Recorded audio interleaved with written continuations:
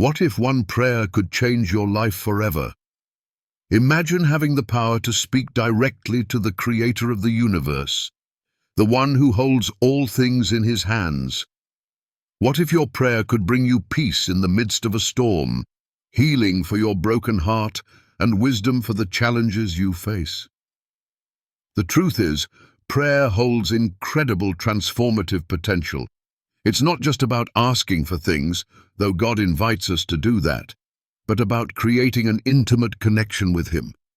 When we pray, we are reaching out to the one who knows us better than we know ourselves. Prayer is not merely an exercise in presenting our needs, it's an invitation to deepen our relationship with God. Jesus, in his teachings on prayer, models this connection in Matthew 6:9-13, where he begins by addressing God as our Father in heaven. This title speaks to the intimacy and trust we are meant to experience in our relationship with God. Jesus goes on to teach us how to pray, not as a ritual, but as a conversation that transforms our hearts and minds. The key takeaway is this: prayer is about connection. It's about stepping into the presence of God and allowing His power to shape our lives. When we approach prayer not just to ask, but to seek God's presence and alignment with His will, we tap into the true power of prayer. It is a life-changing act that opens the door to peace, wisdom, and transformation.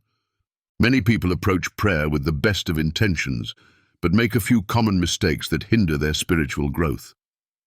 One of the most frequent mistakes is rushing into requests without first recognizing the greatness of the one to whom we are speaking. Prayer becomes, for many, a list of demands rather than an opportunity to connect with God in worship. In Matthew 6:9-10, Jesus teaches us to begin prayer with worship, saying, "Our Father in heaven, hallowed be your name." This reminder to hallow or honor God's name is foundational. Before we ask for anything, we are called to acknowledge God's holiness and His sovereign authority over all things. Another common mistake is treating prayer like a list of demands. Too often, people think of prayer as a way to get God to do what they want. But as Jesus teaches in Matthew 6:10, we are meant to pray, "Your kingdom come, your will be done." This isn't about convincing God to do things our way, but about aligning our hearts with His.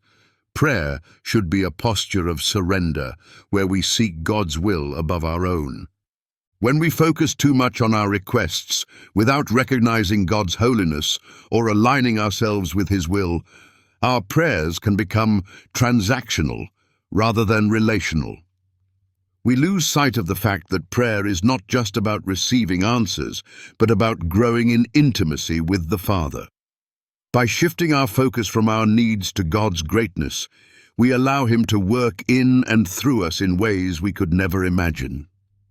When we approach prayer, it is vital to start with worship. The significance of beginning our prayers with a heart of worship is profound, as it sets the tone for the entire conversation with God. Worship is a declaration of God's greatness and holiness, reminding us that He is sovereign over all things. By honoring God's holiness in our prayers, we position ourselves to receive His guidance and presence more fully. Worship shifts our focus from ourselves to the one who holds all power and authority. Consider Moses at the burning bush in Exodus 3:5, when God called him to remove his sandals, declaring, "The place where you are standing is holy ground." In that moment, Moses was invited into the sacred presence of God, and he responded with reverence and awe. God's holiness was the first thing Moses had to acknowledge before receiving any instructions. This principle of reverence and worship applies in our prayer lives as well. Before we present our requests or concerns to God, we must first honor His sacredness. Practical application of this principle means starting our prayers with gratitude and awe for God's character. Acknowledge His greatness, His love, and His majesty. Take a moment to worship Him, not because of what He can do for us, but simply for who He is. When we begin with worship, we open the door to a deeper, more intimate connection with God.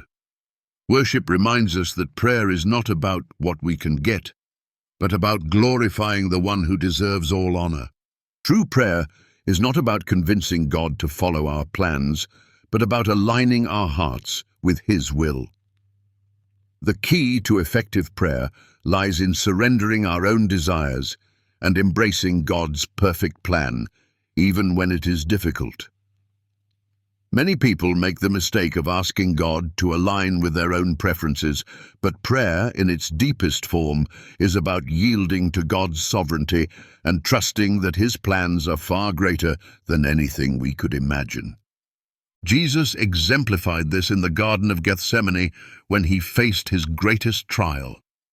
In Matthew 26:39 He prayed, "My Father, if it is possible, may this cup be taken from me.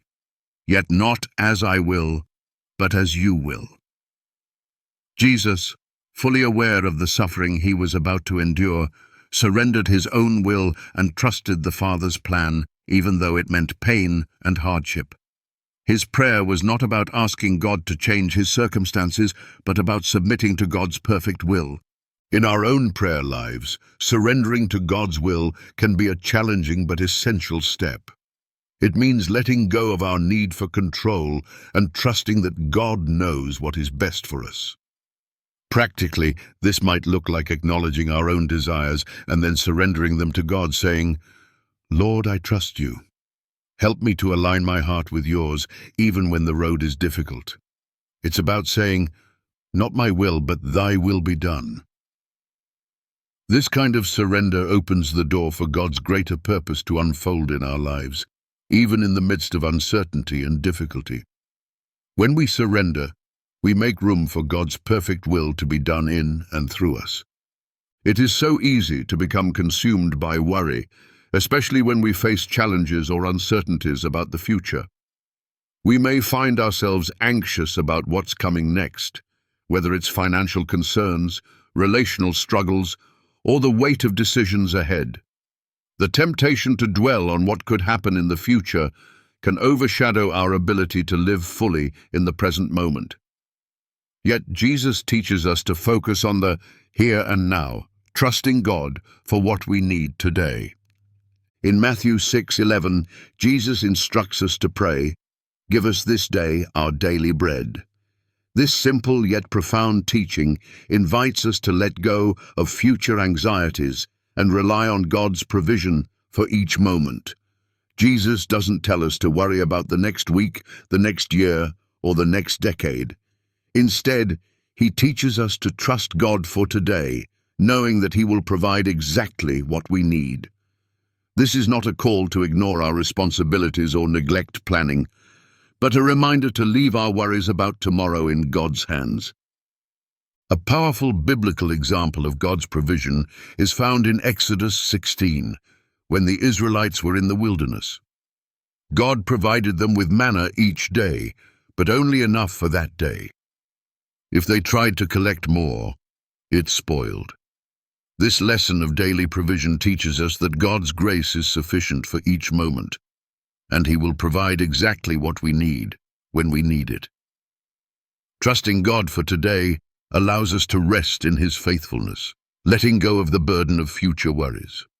Unforgiveness is one of the most significant barriers that can block our connection with God. Holding on to resentment, bitterness, or anger toward others creates a spiritual distance between us and God, making it difficult to experience the fullness of His love and grace. Jesus made it clear that our prayers cannot be fully effective if we are unwilling to forgive others. In Matthew 6:12, He teaches us to pray, "Forgive us our debts as we forgive our debtors," emphasizing that forgiveness is not optional, but essential for a healthy relationship with God. In the parable of the unforgiving servant, Matthew 18:23-35, Jesus illustrates the dire consequences of unforgiveness. The servant, who was forgiven an enormous debt by his master, refused to extend the same mercy to a fellow servant who owed him a small amount. The master was enraged and revoked his forgiveness. This parable reveals the importance of extending the same forgiveness to others that God has extended to us. If we withhold forgiveness, we trap ourselves in bitterness and spiritual stagnation, preventing us from fully experiencing God's grace. Practically, this means that when we pray, we must examine our hearts for any unforgiveness and choose to release others to God. It may not be easy, especially when the hurt is deep, but forgiveness is the pathway to healing and peace. We must ask God to help us forgive, saying, "Lord, I release this person into your hands. Heal my heart and help me walk in your grace." Releasing others and ourselves to God's grace unlocks the full flow of His love, transforming our hearts and drawing us closer to Him. Life's struggles can often feel overwhelming, especially when we face temptations that test our character, faith, and resolve. Whether it's the temptation to sin, to give in to negative emotions, or to abandon what we know is right, we can easily find ourselves feeling powerless. The good news is that we don't have to face these challenges alone. Jesus teaches us in Matthew 6:13 to pray, "Lead us not into temptation, but deliver us from evil." This simple prayer is a plea for divine help in times of trial, asking God to protect us from falling into sin and to shield us from the influence of evil. The need for divine help in temptation is not just about avoiding sin, but also about being strengthened in our faith when the world and our circumstances try to pull us away from God. Jesus' prayer acknowledges that we are vulnerable to temptation, but it also reminds us that God is our refuge and strength, ready to help us overcome. Joseph's example in Genesis 39 provides a powerful illustration of resisting temptation. When Potiphar's wife tried to seduce him, Joseph ran from the temptation, saying, "How then could I do such a wicked thing and sin against God?" Genesis 39:9. Joseph's response was not just about avoiding the immediate temptation, it was about his deep desire to honor God. He recognized that the struggle was not just with his circumstances, but with the spiritual battle for his heart. In our own lives, we too need to ask God for strength to flee temptation and for His guidance and protection in the daily challenges we face. Private prayer is one of the most powerful practices we can cultivate in our spiritual lives. Jesus teaches us in Matthew 6:6 that when we pray, we should go into our room, close the door, and pray to our Father, who is unseen. This teaching emphasizes the importance of prayer in secret, not to impress others or to be seen, but to develop a personal, intimate connection with God.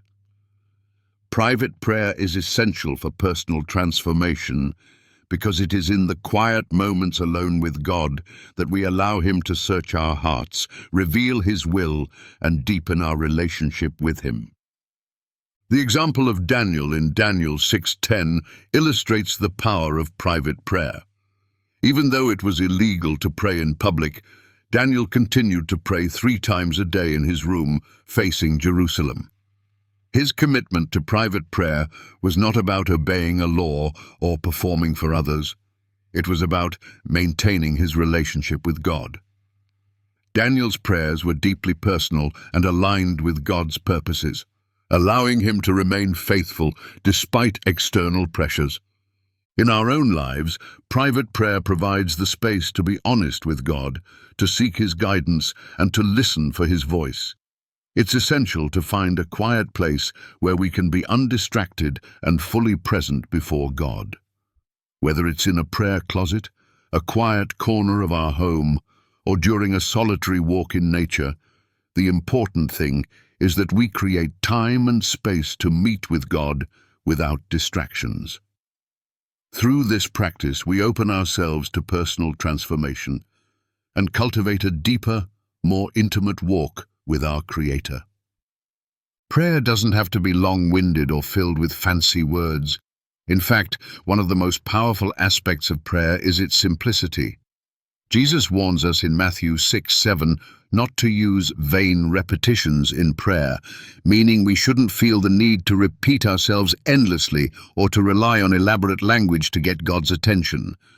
God is not impressed by how eloquently we speak, but by the sincerity and honesty of our hearts. When we pray, we are invited to speak plainly with our Creator, to express ourselves in a way that is genuine and heartfelt. A powerful biblical example of simple, honest prayer can be found in the story of Hannah in 1 Samuel 1:10-13. In her deep anguish and desperation, Hannah prayed silently, only her lips moving as she poured out her heart to God. She didn't use grand words or speeches. She simply expressed her pain and desire for a child. Eli, the priest, initially thought she was drunk, but Hannah clarified that she was pouring out her soul to God. God saw her sincerity and answered her prayer. Practical application of this truth means that when you pray, you don't need to have the perfect words or be concerned about how you sound. Just speak honestly to God, whether in joy, sorrow, confusion, or peace. Even when you don't have the words, God understands your heart. Prayer is not a performance. It is an intimate conversation with the one who knows you better than anyone else. Faith and expectation are essential components of powerful prayer. Jesus taught his disciples in Matthew 21:22 that whatever you ask in prayer, believing, you will receive. This verse is a reminder that faith is the foundation of effective prayer. When we approach God with confidence, trusting that He not only hears our prayers, but is also able to respond in His perfect timing, our prayers become more than just words. They become a channel through which God's power is released into our lives. One of the most inspiring examples of faith in prayer is the story of the woman with the issue of blood in Matthew 9:20-22. For 12 years she had suffered.